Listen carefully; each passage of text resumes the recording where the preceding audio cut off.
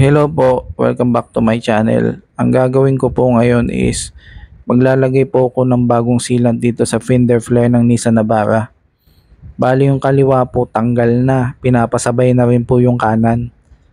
Bali lalagyan ko na rin po siguro ng 3M double adhesive to ng bago para dumikit po ng maayos yung fender flare. Ayan po, sobrang tigas na po yan, taon na po kasi yan bago papalitan ng bago. So, yun po, lilinisin ko na lang po siguro. At yung nasa likod naman po kasi okay naman, wala namang problema. Buo pa yung fender flare. Malinis naman siya tingnan. So, wala siyang problema. Bali, harapan lang po talaga yung pinapagawa. So, yun po siguro, lilinisin ko na lang ng maayos.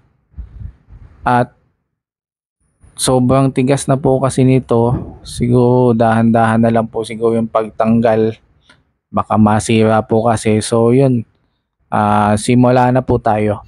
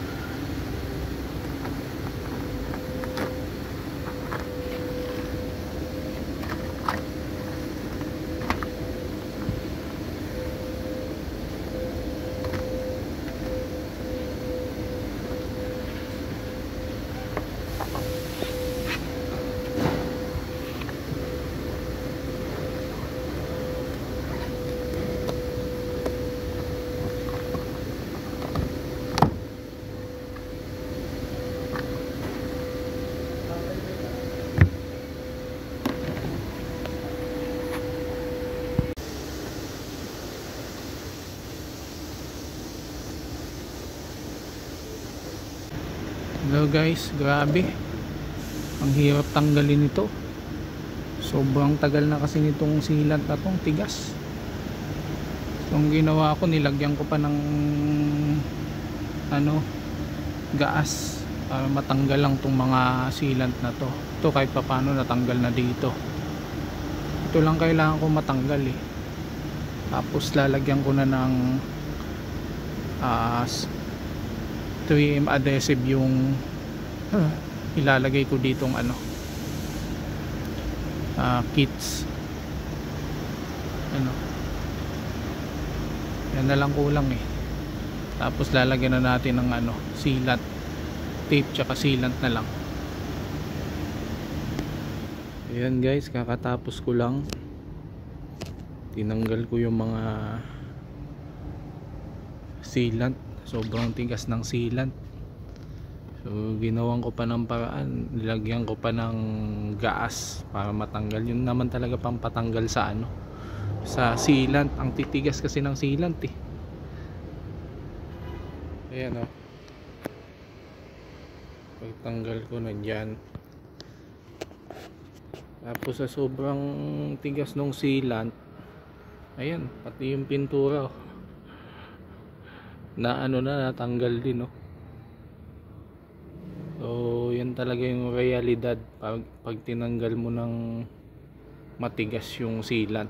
Tagal na kasi nung sealant, taon na siguro mga 3-4 na taon na yun. Sobrang tigas, pero matatakpan naman to pag nilagyan ng sealant.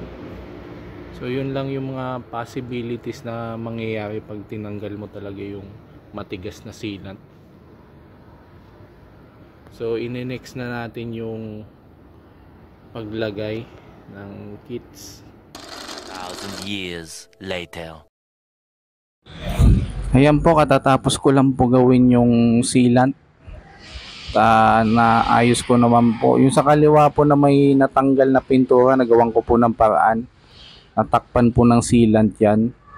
So nadikit ko naman po ng maayos. So ayan po, tapos na po. Bali, see you po on my next vlog. Thank you.